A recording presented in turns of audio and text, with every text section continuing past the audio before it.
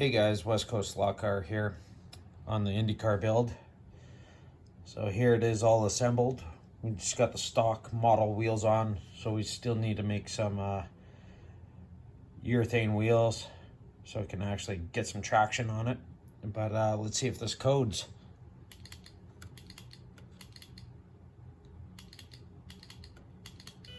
Oh, sounds good.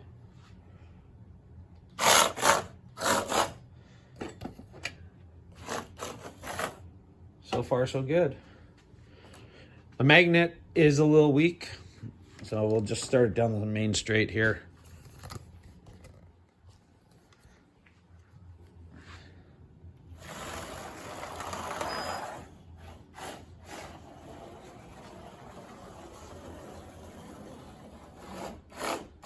Get in there.